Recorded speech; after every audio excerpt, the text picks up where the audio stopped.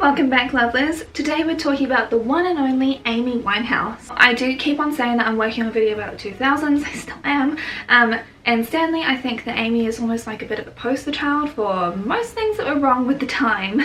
Now, even when I was watching all of the interviews for this video, like, you know how I like to work, I'd like to try and actually get it from the person's mouth themselves instead of like just speculating on, I don't know, books that their parents could have written, you know? There were honestly so many videos dedicated to documenting her change over the years through her demise. Honestly, a lot of this is just done to sensationalize her decline from hugs. I have to call them hugs throughout this video because of course I have to censor myself because I would like to earn some money on this video, thank you, to pay for my own therapy. Comment sections are honestly full of people either singing her praises for her artistic prowess or the classic, "She's so healthy here." More on that whole toxic loaded comment like coming up as well. The thing is that we never actually knew her. Like, even in interviews there were really leading questions that just were trying to like shame her, like they would bring it back to alcoholism and stuff, and it's like there was this one interview that I was just watching and luckily like this great dude called William like stepped in to like try and help as like the female presenter because nothing beats internalized misogyny, hey. Hopefully I can include the clip if I can. Here you go. It's alright. I guess especially with the drinking in particular, it's one of those things where it's like, do you have to like worry about drinking in public or drinking at social events, or what's drinking got to do with it? Well, because when Rehab came out and there was all this speculation about you know, your performances and how much does she drink and how much does it, in all the interviews, is that something that actually like mattered to you in your public persona? Nah. No, actually, I want to say that it doesn't really matter what she does. This girl's really dope, and that's all that really matters. She's an acclaimed singer and songwriter, like first and foremost. Hopefully you know her work, otherwise why would you be here? Like, she's influenced so many stars that we listen to today, including the lovely Adele, who has similarly been torn down for, what is it again? Oh, looks? Yeah, imagine that, groundbreaking. Florals for spring. Groundbreaking. But like, the thing is that she was plagued with mental health issues as well as addiction and just a number of other, can you call people issues? And the thing is, of course, that the media absolutely leapt up because, hey, there's nothing that people like more than a tragedy. Did I ever mention that I hate British tabloids? Because I really do. Obviously, it kind of goes without saying that there are many trigger warnings for today's video. Last week I did a video about lime crime, and the week before I did more of a philosophical video around like, are we really the bad guys? So I'll link those, like, if you cannot handle like what we're talking about today, go watch one of those instead. So specifically I'm talking about ED, specifically bulimia, alcoholism, OD and addiction. Nothing's graphic. I don't share anything graphic on here. We're talking about the bigger picture as opposed to like documenting people's absolute demise because I'm not the British press. But anyway, everything I use is cruelty-free, vegan, not owned by parent companies that test on animals. It's also listed down below, as are all of my sources, as are a whole bunch of videos if you really want to see those interviews. So yeah, without any further ado, let's get right on into it, shall we? So starting off with a brief overview. So Amy was born in London on the 14th of September of 1983.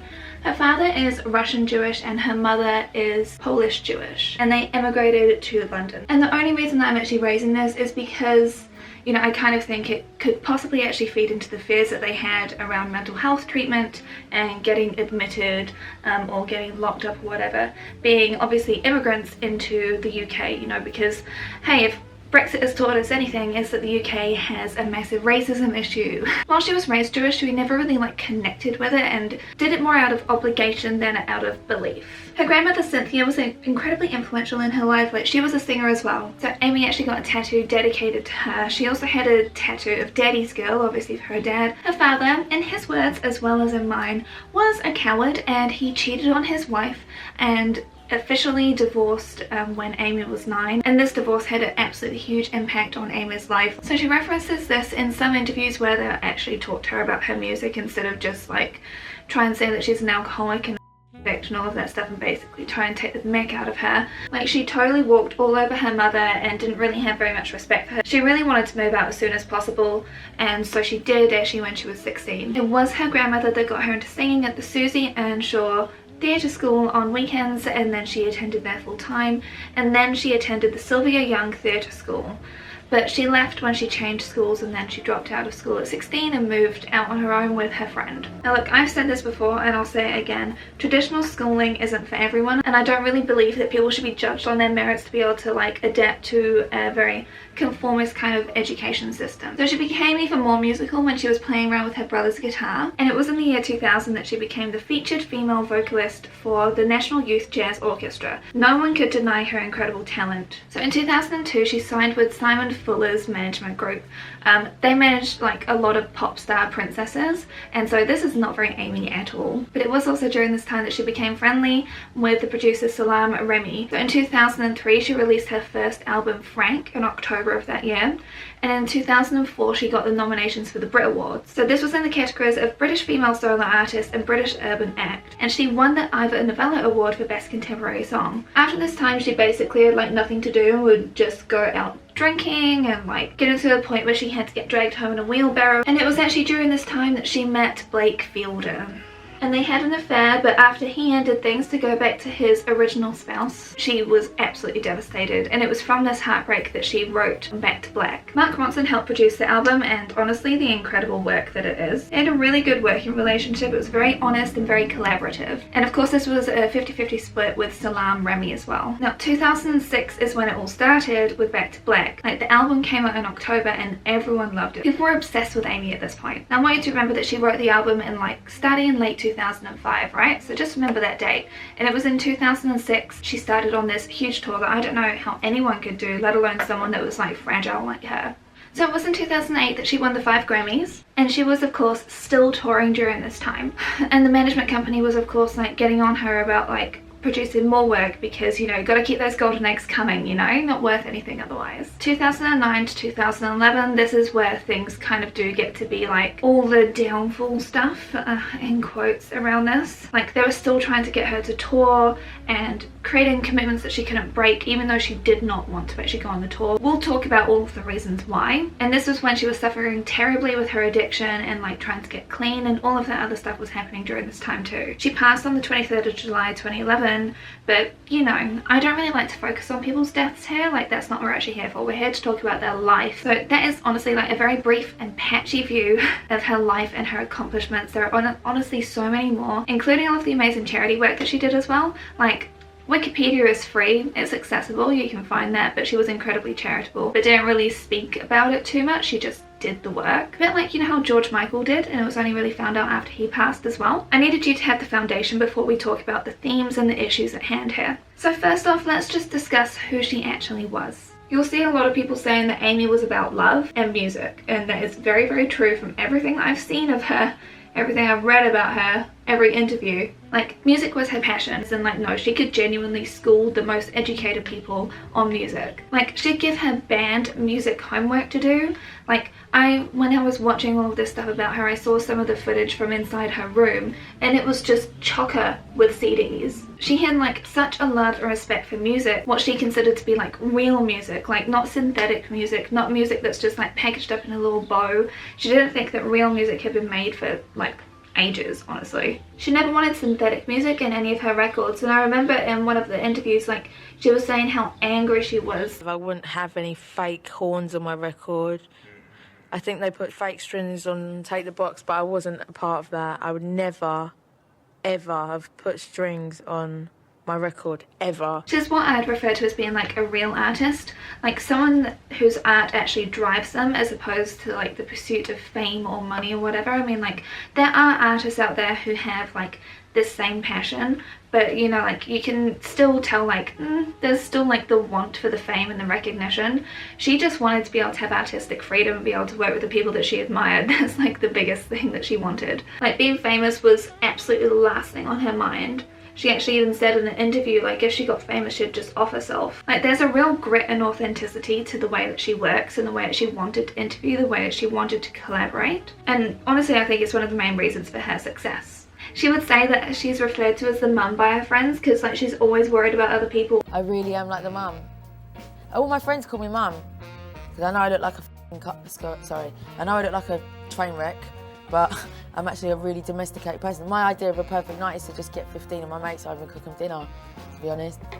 Now, people that are saying that she was fame hungry, did you know that before she actually got into the music business, she wanted to be a roller skating waitress? Like, that's actually what she wanted to do. Actually be a roller skating waitress.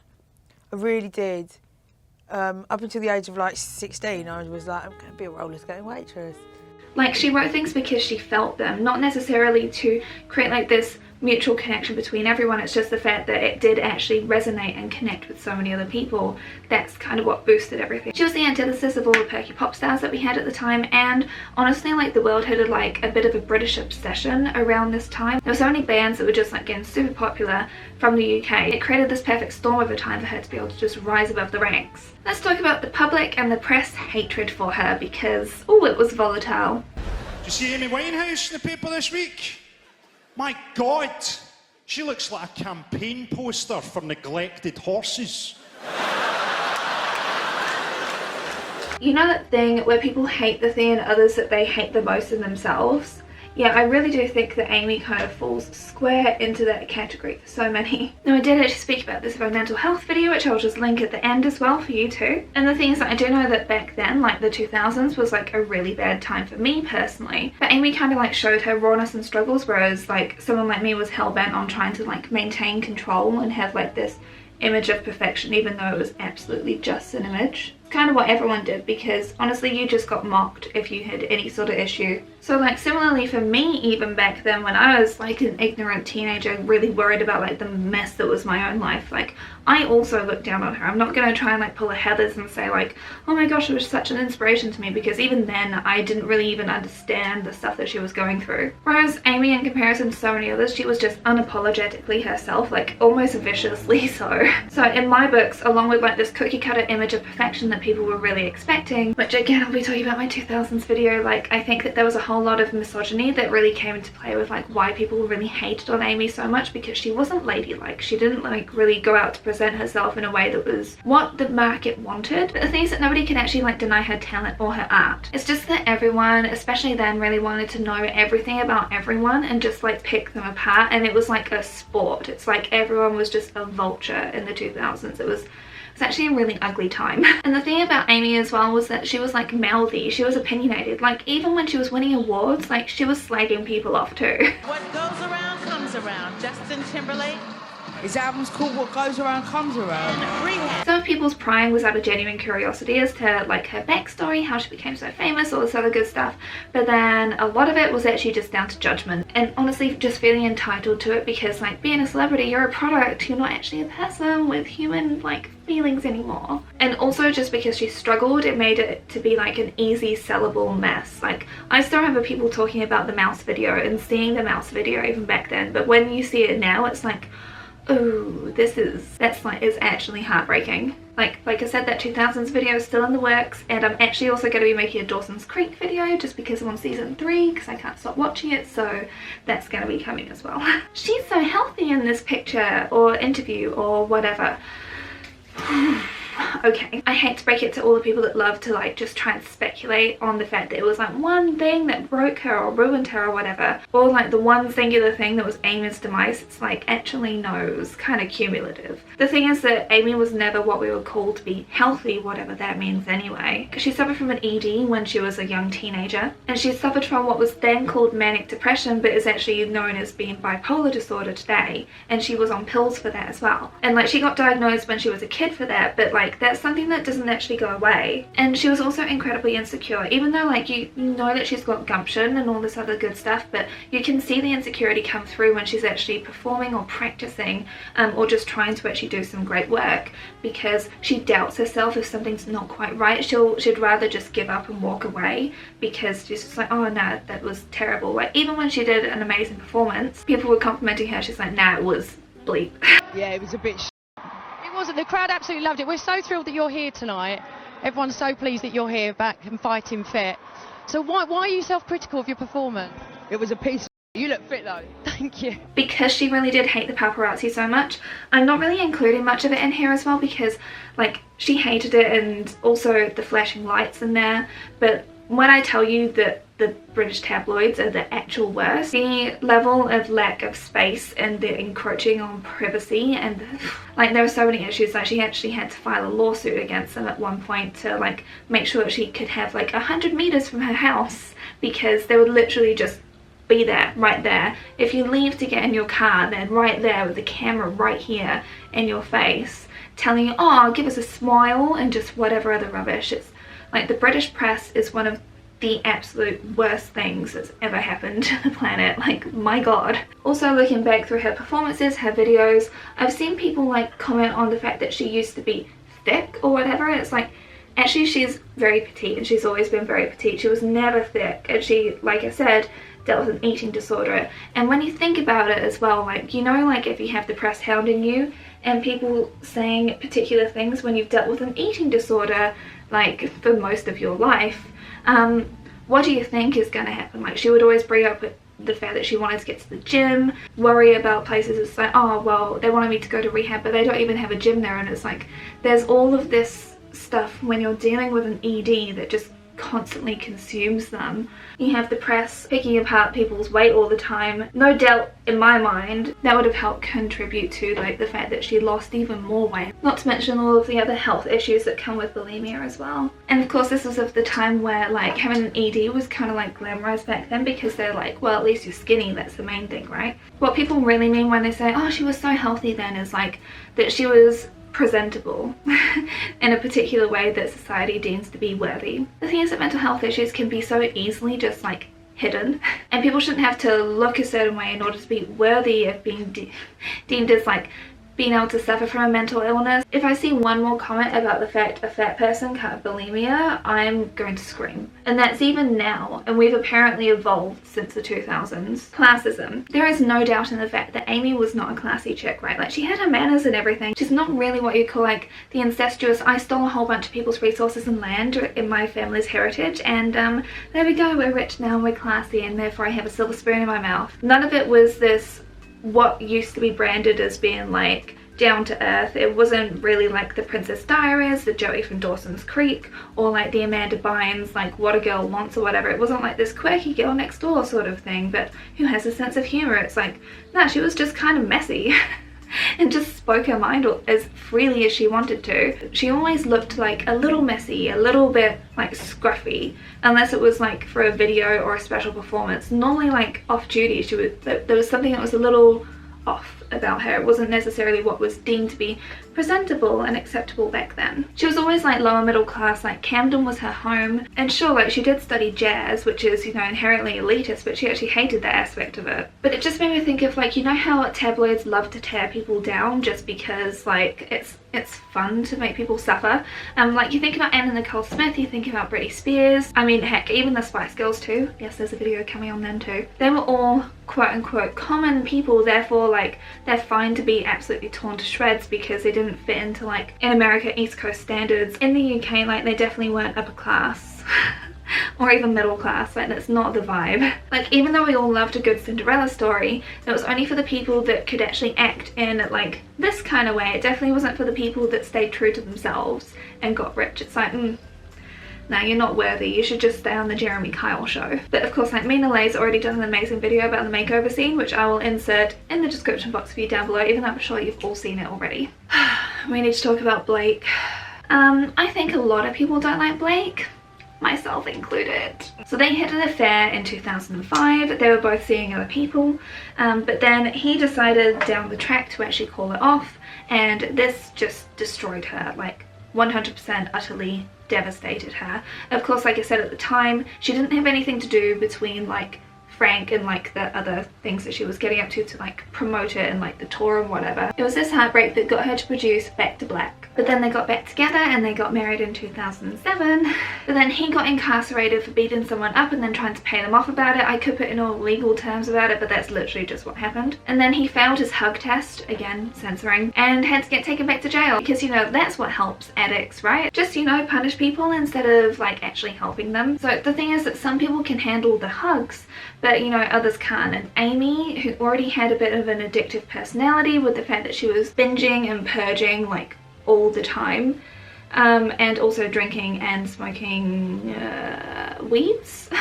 And of course, like, having bipolar disorder, it's like you kind of have like this toxic cocktail of things, and then you give it to someone that is so insecure and will just cling to someone. It's like, it was just a recipe for absolute disaster in my books. Now look, I do understand that love can be destructive, but love should ideally lift you up, help you be a better person on both sides, where you should support each other, not tear each other down and destroy each other. Blake, in my opinion, was a terrible influence on her. She would never have anything to do with hard hugs before him. Like, she really was just like, I do not want this life.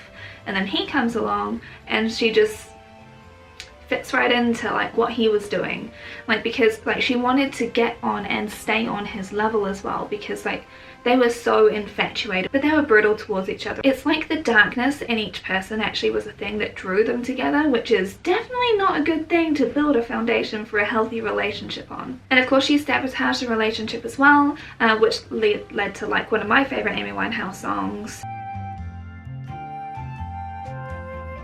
So Blake and Amy's relationship, just like Sid and Nancy's, is definitely not something to be romanticised in any way. We were definitely too much for each other, right? Couldn't be together, can't be together, so Now the cynic in me wants to see him as being like an advantageous person who just came back into her life conveniently when she got famous, and then was able to actually have the money available and access to be able to get all the hugs he could possibly want. But you know, that's me speculating. I do not know him, I do not know her. That's just the cynic in me just coming out. But like, the thing is that she clung to him like a child, and she refused to go to rehab unless he did it with her. It's very unhealthy codependent, and I don't think that either of them were good for each other. So let's just talk about fame, shall we? The unhealthy, terrible thing that it is. So you could just watch Broe's video, I'll link that down below. Like, I've already talked about her amazing work. Honestly, there are so many negative impacts to fame, it's quite ridiculous. But the thing is, like I said before, fame was absolutely not what she wanted. She wanted to be able to have artistic freedom and to work with the people that she wanted to work with, and that was it, you know? Just kind of be comfortable and like pursue her dreams. Is that too much to ask for? Apparently so. Prince today did a press conference in the UK where he's just announced kind of 20 dates all in a row, and he's requested you. What? Did you not know this? No. So he went and did a press conference in London today announcing 20 dates. This is going to be the last time he ever performs all of his greatest hits before he goes off to travel the world and study the Bible. And he said one artist's name that he would like to come on board and perform a song with. And that was you. Prince is going to study the Bible. Yeah, listen, stay to the point. He's asking for you. Prince is going to be a rabbi. I'm the last. I would, listen. Does that blow your mind still when you know, so many artists have come up to you and said, listen, we want to work with you to have Prince? I'm going to Minneapolis, see you later. Like, she even avoided looking at things about herself, even if it was good news, because no doubt with the British press and just how disgusting the press actually is, do I need to remind you of these images? The thing is that she didn't want to have anything to do with it. She wanted to be able to have the time to, I don't know, create her work. She cared about the music and the musical integrity, and you can see that in the interviews. She did not give a toss talking about the awards or her personal life or any rubbish like that. Fame absolutely hounded her, and there's nothing that the Paps like more than a disaster. Nothing we like better too, apparently, because we're the ones that were definitely lapping all of this up and buying it, and then of course these days just clicking on the links about it. It just makes me think about how we bleed artists or talented people like dry, expecting them to just pour out so much work. It again links back to all of that burnout that we've seen so many content creators go through, because it's like, if you're just expected to work like this, like, creativity takes time. It takes, I don't know, living, grieving, experiencing things, you know, so then you're actually able to create the work. But without that, it's just rehashing old work. And like I said before with Amy, like, she wrote Back to Black just after like this massive heartbreak in 2005, and she was still doing those tours in like 2009. How much does your life change in that time? And then also you need to remember the fact that she got married to the man that she wrote about and had such a tumultuous relationship with. Like, you'd be completely over it. Like, it wasn't even just 2009, it was all the way up until she passed that people were trying to get her to sing these same songs. And for someone that, like I said, is a true artist like Amy, it's kind of like making someone just stay in this one stasis when she's like, no, I want to create and do different things and not be reminded about this terrible trauma all the time, and have to sing these terrible songs all the time, and admit that she had to go to rehab when in the song she's like, no, I'm not going. It must have been incredibly hard. I guess that's the thing when you write such personal things and then that's the thing that goes viral. Like, it wasn't the fact that she didn't enjoy performing, because she did, she loved the adrenaline of it. It's just when things become like irrelevant to you as an artist, it's like trying to force yourself to continue doing something that you're not connected with. Like, I understand, like, we all work jobs that we don't like, or at least haven't liked in the past, and you're just going through the trudges of it all, but it's quite a different thing when you're an artist and you're being asked to just repeat on something that you evolved from like 5 years ago. It's like, oh. It would be a bit like if people were making the content from 5 years ago that they did on YouTube. It's like, that is a ridiculous amount of time ago. People change. Like, if you think about YouTube of 5 years ago, wow, everyone loved James Charles even then. My goodness. Like I said, she made the art for herself, and the fact it connected with so many people was kind of like a double-edged sword, because it allowed her to be able to have some security and some great connections, but then just getting constantly harassed, harangued, like bullied by everything that happened, from the tabloids, from interviews, from people, comedians all over mocking her. Honestly, when I've been trying to find clips of it, because I know that it happened because I lived through it, funny how so many things have just poof, vanished from the internet, right? It's almost like people are trying to protect the image.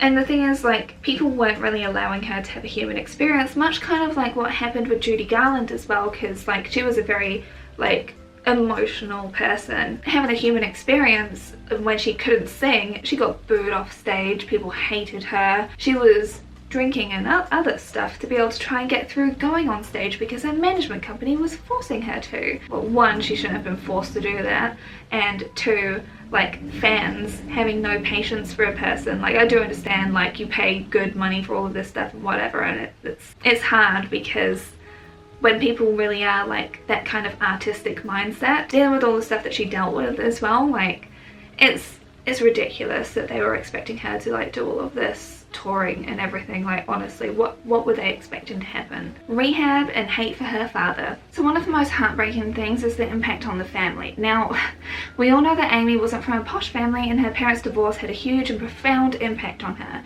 but doesn't necessarily make them the villains, you know? So for this video, I watched Reclaiming Amy before watching the multi-award winning Amy documentary from 2015. Now, I know that editing is everything and all that manipulative jazz, but when we take everything as a whole and see the slander and the pain, not everyone gets the chance at media training. Not everyone's idea of how to handle a struggling family member looks the same. The clear adoration Amy had for her family, especially her nan, was very obvious in her life. Personally, I just don't think that her parents were equipped to handle her. Like, they didn't even know what bulimia was. And while she was on pills for what was then called manic depression, of course, reminder, it's now called bipolar disorder, it wasn't really helping her. Plus, honestly, again, this is all my own speculation here, like, psychologists and mental health care had such a big stigma around them. It's why we're still fighting so hard against all that stigma now. And again, why it's so important that people talk about it and treat it like it's a physical wound, as opposed to like something that people should just deal with and get on with it, you know? So her friends got incredibly worried, and so they called up her dad, and like, he went over to see her and he just started absolutely crying. And of course, because she was such a daddy's girl, like, she just wept as well. She would do whatever he told her to. Then her management come around and say that she has to go away to a place, which was of course rehab, and if she didn't go then she'd have to go tomorrow. She asked her dad if he thought that she needed to go, and he shrugged it off, but said it would look good. So she went, but she wasn't ready for it. Okay, so hear me out. Did Amy need help? Probably. I'm not a medical professional, and I'm sure that you're not as well. Either way, we don't know her. We never were actually involved in this, so all of this is just speculation, and it's very irresponsible to do that. Please remember that this was in the 2000s, and her parents were probably actually really worried about like the stigma around it and impacts of having like their daughter do that. And not only that, but like the shame that would come from like people saying that you had to raise your daughter right. Like, I'm sure that this would be an incredibly confronting time for them as well. Not only that, but she wasn't even ready to address things. Now, we spoke about this in my Maryland videos as well, because there's 2 of those, about like what happens when you force someone to go somewhere that they're not ready for. Just because you took the horse to water doesn't mean you're gonna make it drink. You know what I mean? It's like, you can't force this. Now, I'm not saying that sometimes interventions and all that stuff cannot help people. I'm absolutely not. I'm saying that because Amy was in such a privileged position, like, she was never really all that alone. Like, she had a bodyguard with her, she had her people around her like all the time. So in theory, she should have been okay if she had people actually, I don't know, setting firmer boundaries around it. But of course, it's hard when you're telling someone that's paying the bills what to do. Like, you're the one that's telling them, and it's like, that's a bit. All I know is that I'm sure there's a lot more nuance to it that we don't know about. But I'm also still mad at her management company, because they were just booking gigs left, right and centre for her, booking tours, booking everything for her, even though she was clearly not wanting to do it and not ready for it as well. And it was actually just driving her addiction, making it even worse. And then they're like, well, as far as I was concerned, I was just here to like book the gigs though, innit? And it's the dad's responsibility. And then you're expecting this distant father to like pick up the pieces. Like, can we just recognize that none of this was actually helping Amy? Like, this was a cumulative impact. Like, the thing is that facing those demons is incredibly hard, and which is why, like, we still say now, like, the hardest step is actually the first one, where you recognize that and you reach out for the help. I don't think that she was ready for that. Honestly, judging her dad or Amy or everyone around her at this point, honestly, they all had a part to play. But like, I don't really think it's actually going to help at this point. You have all of that, and then you've got the mess of the outside world turning against her as well. Like, it's amazing that she could even last as long as she did. Now, like, the way that the family got portrayed by the media could be incredibly scathing, same as like with Blake. It is worthwhile critiquing people. Like, I think, like I said, everyone's got a part to play. The fact that they've profited off making books off it, and her father actually had that TV show as well. When she was in St. Lucia, like, she wanted to see her dad, and then he brings his camera crew, because like they're actually making like a documentary on him. Like, you know, those reality TV shows that were happening back then, everyone was doing them. They were seen to be as like a helpful thing. Don't get me started on things like Super Nanny. She just wanted to see her dad, and he brings in like the thing that she hated the most, the fame. He brings in the symptoms of it to her trying to get away, and berates her when she doesn't want to take pictures with a fan, because like, you can clearly see that she's trying to pull herself together. This just was, no, none of this was right, none of this was good. Now, honestly, I still do think that fame changes people, same as money does, and I think that whilst Amy just didn't care about it, I think that her father definitely did kind of fall prey to its wicked wiles, you know? I mean, like, we are all human after all, right? Now, in my view, like, they've kind of done what they can to protect their daughter's name. Obviously, it got dragged through the mud for like a decade, and then of course, as soon as someone passes away, everyone's like, she was the best thing ever. But you know, like the whole Van Gogh effect, because an artist is not worth as much as they are when they're dead. Like, I know that they've done the foundation, the trust, and they've set up the house and stuff. I'm kind of sure that there should be more money in that though, and not just helping those few people that I saw on this BBC documentary. I was like, oh, okay, is that it? I'm sure that there must be more help, right? Like, there's a lot of people that need help. Like I said, I'm still side-eyeing the father, I'm still side-eyeing the management. I just don't think that most of this was actually handled well at all. Heartstrings. Amy had an incredibly strong spirit, like, it was immensely talented and accomplished. She was human, and I think that's one of the reasons that so many of us have got like this admiration for her as well, because she was so unapologetically human, flawed herself in front of whoever. And again, it's one of the reasons I make these videos, to actually like show it's not just what the press was actually talking about with people, like to actually hopefully give them back a little bit of the soul that got just stripped of them by fame. Like, she definitely wasn't perfect. I'm not saying that she was perfect. Like, you know me, I don't like to think that anyone's perfect. Like, no one should really be put on a pedestal. I definitely don't think that. But, like, the thing is that she was such a romantic. Like, while she was self-assured in herself, she was also really, really like vulnerable and insecure as well, which I don't think helped when it comes to people like Blake either. Like, when she was asked like what makes her happy, What makes me happy? I feel happy when my boyfriend's happy. Just that hurt. Like, she loved the music from the 60s because it was so sentimental, and people were like prepared to love people even if they got trampled on. Like, I heard her phone calls like, oh, And as someone who's also made terrible decisions because of heartache, I fully can appreciate this. I just like the sentiment of that time where it's like when you're in love and you know, so much music nowadays is so like, you don't know me, I don't need you, and all the music then was kind of like, I don't care if you don't love me, I will lie down in the road, pull my heart out and show it to you. Do you know what I mean?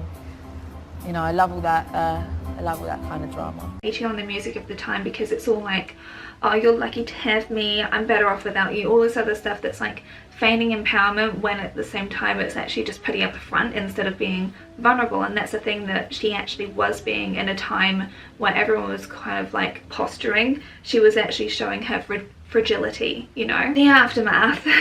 So Russell was kind of like a jester of the 2000s, like very chaotic, very messy person. They were both very famous for their messy hair, shall we say. Like, he'd dealt with addiction much like Amy had, and I'll link his thoughts on her down below from an article I read in The Guardian. Like, it's very, very good, even though I do not agree with the stuff that he's coming out with these days, because you're worth so much more as an artist when you've passed away, as we all know.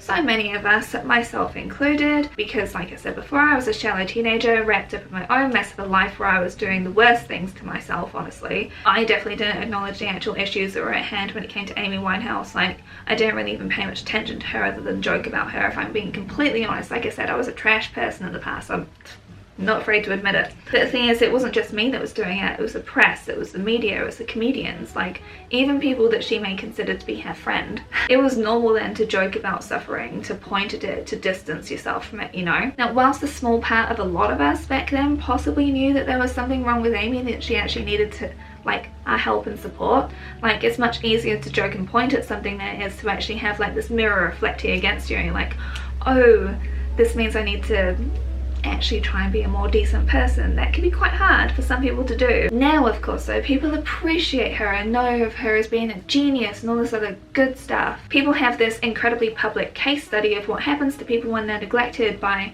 systems, businesses, everything, because they've got an addiction or because they've got mental health struggles. Like, Amy was incredibly talented, that made sure that she could actually get attention and kind of be put on this pedestal and kind of bring the ugliness of like mental health issues out to the open. But it very clearly still reflects the fact that we do not have adequate mental health systems in place for people that actually need it. Same as like people that are dealing with addictions as well. Like, people just get policed as opposed to helped, which I don't think is a good thing at all. Most people don't get as lucky as Amy to be able to get noticed, to be able to have the opportunity to have help. They just kind of get brushed aside because people don't want to see it. Our empathy and understanding, honestly, in my opinion, still needs an awful lot of work. And of course, most of all, systemic change to help everyone as opposed to just a few particular people that lobby.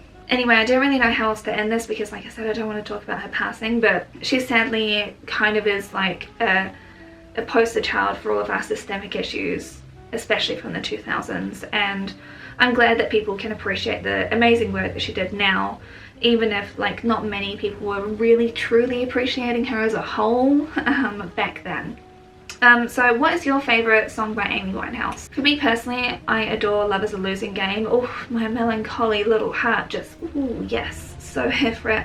But then also, like I said before, You Know I'm No Good, yes. I know that so many people love Rehab and like other songs, but those two are mine.